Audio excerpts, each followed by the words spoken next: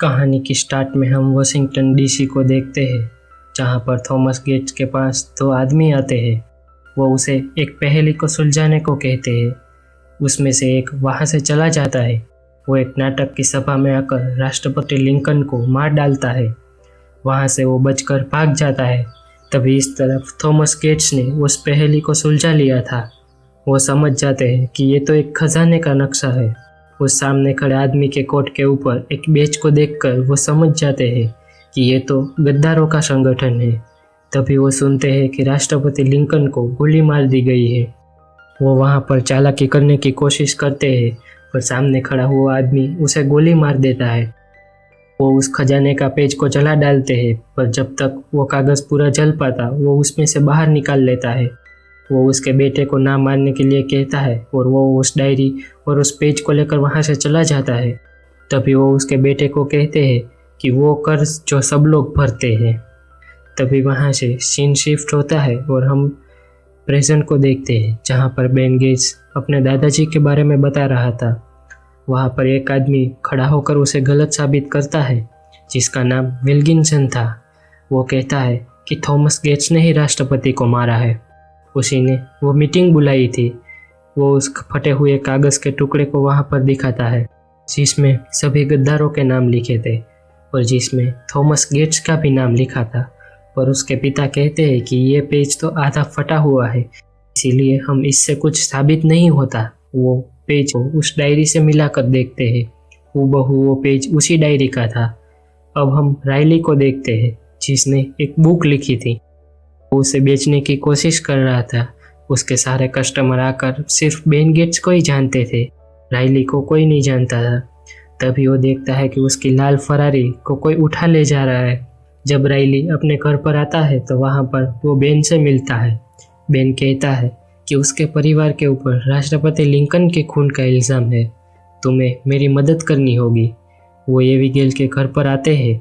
अब एविगेल और बेन दोनों अलग हो रहते थे। राइली उसके घर का अलार्म को बंद कर देता है। वो उसकी आईडी लेता है। तभी वो खिड़की से एविगेल को किसी और के साथ देखता है। बेन जानबूझकर एविगेल के सामने आता है। तभी एविगेल समझ गई थी कि राइली भी वहाँ पर है। वो उसे बाहर पे बुलाती है। वहाँ से बेन कहता है कि मुझे बूथ की डायरी का पन्ने को देखना है, शायद हो सकता है कि उसके ऊपर कोई पहेली हो। वो सभी जब उसके ऊपर टेस्ट कर रहे थे तो उसके कागज़ के पीछे की ओर उसे एक पहेली मिलती है। वो उसकी कॉपी निकाल कर बेन को देती है। अब बेन उस पहेली को सुलझाने की कोशिश कर रहा था। वो उसके पिता के पास आकर उसे वह पहेली बताता है। तभी बेन उसके पिता को कहता है कि थॉमस गेट्स की कहानी फिर से सुनाइए। उसे वो खजाना ढूंढना ही होगा, क्योंकि उसकी वजह से वो अपने खानदान को निर्दोष साबित कर सकता था। उसके पिता कहते हैं कि उसने मरते वक्त कहा था कि वो कर्ज जो सब लोग भरते हैं। उससे बेन पता चलता है और वो डेथ नाम से एक वर्ड को सर्च करता है, जिसका मतलब तभी उसे मिलता है कि लाबुले। तभी इस तरफ एविगेल विल्किंसन के पास आई थी कि वो पेज उसी का था, इसीलिए उसे सब कुछ बताती है कि उसके पीछे एक हमें पहेली मिली है। तभी बेन का कॉल आता है। वो उससे बातें करके एक वर्ड मिलता है। लाबुले दरअसल एक मिस्त्री था, जिसने अलग अलग कई मूर्तियाँ बनाई थी और जिसमें उसने कुछ न कुछ सबूत छोड़े थे। तभी वहाँ पर एविगेल की मदद से वो दूसरे वर्ड को फाइंड करता है, जिसका था लेडी, यानी कि लाबुले लेडी। अब इसका मतलब एक ही था कि स्टैच्यू ऑफ लिबर्टी। बेन और राइली ड्रोन की मदद से उसका पता लगाते हैं। तभी बेन को पुलिस ऑफिसर बुलाते हैं और वो उसे कहते हैं कि आप प्लीज़ शोर मत कीजिए। राइली उस चीज़ की तस्वीर लेकर बेन के पास आता है। वो फ्रेंच में था, इसीलिए बेन कहता है कि हमें तो किसी को फ्रेंच नहीं आती। तभी वो पुलिस ऑफिसर कहते हैं कि मैं आपकी मदद कर देता हूँ। वो सभी उसको समझाते हैं। तभी बेन कहता है कि उस पहेली से हमें यह पता चलता है वोइला और रेजोल्यूट नाम के दो डेस्क बनाए गए थे क्वीन ने, जिसमें आगे की जानकारी है। अब यहाँ एक डेस्क है जो वाइला, वो बकिंगम पैलेस में है। वहाँ से राइली और बेन बकिंगम पैलेस जाते हैं। गेट्स के पिता के ऊपर हमला होता है। उसके फ़ोन के डेटा का क्लोन बनाया जाता है, जो कि किसी और ने नहीं पर विल्किंसन ने ही बनाया था। राइली बकिंगम पैलेस के बाथरूम में आकर अपना सेटअप तैयार करता है। बेन थोड़ी सी शराब अपने ऊपर लगाता है। तभी एबिगेल आकर बेन से मिलती है। वो दोनों लड़ने लगते हैं क्योंकि वो पुलिस का ध्यान अपनी ओर खींचना चाहते थे। तभी एबिगेल बेन के कान में ब्लूटूथ देख लेती है। वो भी नाटक में शामिल हो जाती है। वो उन दोनों को जेल में डाल देते हैं। तभी राइली सभी दरवाजों को खोलता जाता है और वो दोनों छुपते हुए एक डेस्क के पास आते हैं। जब वो डेस्क के नीचे देखते हैं तो उसे उसके ड्रॉवर पर कुछ नंबर मिलते हैं, यानी कि वो 4 कोड का डिजिट था। तभी बेन कहता है कि पेरिस की मूर्ति के ऊपर 1876 लिखा है। जब वो डालते हैं और जब जो खुलता जाता है उसको घुमाकर बंद करते हैं तो उसे एक हिडन डेस्क में पुरानी लिपि में लिखी प्लेट मिलती है। वो दोनों वहाँ से बाहर निकल जाते हैं। तभी बेन विल्किंसन को देखता है। वो बचते हुए वहाँ से निकलते हैं। जब विल्किंसन बेन को फ़ोन करता है तो वो कहता है कि उसे वो प्लेट चाहिए। बेन सिग्नल तोड़कर सिग्नल के कैमरे में वो प्लेट की फ़ोटो निकाल लेता है और उस प्लेट को नदी में फेंक देता है। वो सभी वहाँ से बचकर उसके पिता के घर पर आते हैं और वो उस प्लेट को देखकर उसके पिता कहते हैं, मुझे ज़्यादा नहीं पता पर एक चिन्ह से पता चलता है कि ये निशान सोने के शहर का नक्शा है। वो सभी बेन की माँ के पास जाते हैं क्योंकि वो ये पढ़ सकती थी। वो सभी मैरीलैंड यूनिवर्सिटी आते हैं। उसकी मोम वहाँ पर उसका अनुवाद करती है। उसमें लिखा था कि नेक पंछी को ढूंढो और उसे पवित्र मंदिर का रास्ता दिखाने दो। पर वो कहती है कि ये नक्शा तो अधूरा है, इसका दूसरा भाग भी होगा। तभी बेन कहता है कि ओइला में सिर्फ एक ही मिलता है, यानी कि रेजोल्यूट डेस्क में होगा। दरअसल वो 2 है, किसी एक में हो सकता है। वहाँ से बेन कहता है कि अब एबिगेल के नए बॉयफ्रेंड से मिलने का वक्त हो गया है। वो दोनों उसकी मदद से व्हाइट हाउस के अंदर जाते हैं। उसके दोस्त को एबिगेल उलझा कर रखती है और बेन वो डेस्क को चेक करता है, पर दरअसल वो खाली था। तभी बेन उसकी एक फ़ोटो ले लेता है। वो दोनों वहाँ से बाहर आकर उस फोटो को देखते हैं तो उस निशान में एक पक्षी था जिसके हाथ में सूची पत्र था।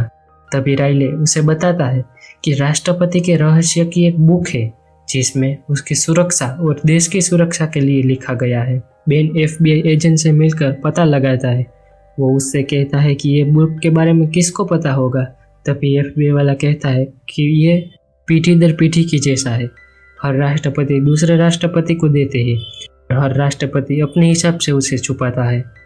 तभी बेन वहाँ से एक आइडिया निकालता है और राष्ट्रपति के जन्मदिन की पार्टी वो माउंट वर्जीनिया में रखवाता है। वहाँ पर वो राष्ट्रपति को एक खजाने के नक्शा को दिखाकर राष्ट्रपति को देखने के लिए ले जाता है। बंद कमरे में ले जाकर गेट्स उसको समझाता है कि मुझे वो बुक देखनी है, मुझे अपने पुरखों को बेकसूर साबित करना है। पर वहाँ पर राष्ट्रपति कहते हैं कि मैं तुम्हारा यकीन कैसे करूँ। वो दोनों बाहर निकलकर जब बेन वहाँ से जा रहा था तब राष्ट्रपति कहते हैं वो उसे बुक के नंबर को देते हैं और कहते हैं कि 47 पेज को देखना मत भूलना। वहाँ से वो लाइब्रेरी ऑफ कांग्रेस में जाते हैं। वहाँ पर उस बुक को ढूंढकर उसको खोलते हैं। वहाँ पर उसे काफ़ी सारी जानकारी मिलती है जिसमें उस रेजोल्यूट डेस्क में रखी उस तख्ती का फ़ोटो भी था। पर तब तक वहाँ पर FBI वाले आ गए थे। वहाँ से बेन उन दोनों की फ़ोटो निकालता है, 47 पेज की और वो तख्ती की, और वो तीनों एक कार की मदद से वहाँ पर भाग जाते हैं। अभी बेन रास्ते में उसके पिता को वो फ़ोटो भेजता है और फ़ोन करके कहता है आप ये माँ के पास ले जाइए और पता लगाइए कि इसमें क्या लिखा है। ये बात विल्किंसन जान गया था, इसीलिए वो उससे पहले वहाँ पर पहुँच जाता है। वो उसकी मॉम को कहता है कि अभी तुम्हारे पति यहाँ पर आएंगे, उसको सब कुछ बताना पर सच मत बताना। उसकी माँ उसे झूठ बोलकर वहाँ से भेज देती है। विल्किंसन बाहर आकर उसे क्वीन का लेटर दिखाता है। वो उसे जला देता है क्योंकि वो बेन को खजाने से दूर रखना चाहता था। वो उसकी माँ को लेकर एक पर्वत पर आते हैं पर रास्ते में ही उसे बेन मिल जाता है।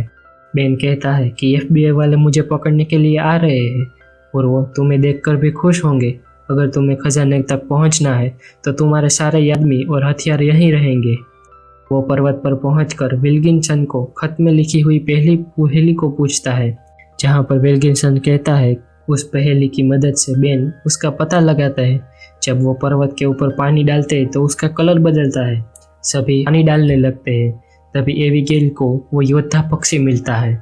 बेन उसके अंदर हाथ डाल के एक ट्रिगर को खींचता है जिससे एक सुरंग खुल जाती है, जिसके अंदर जाते ही राइली गलती से एक लकड़ी को छू लेता है, जिससे दरवाज़ा बंद हो जाता है। अब उसके पास आगे बढ़ने के अलावा कोई रास्ता नहीं था। आगे जाकर बेन, राइली, एबिगेल और विल्किंसन एक बैलेंस किए गए चौकोर पत्थर पर आ जाते हैं।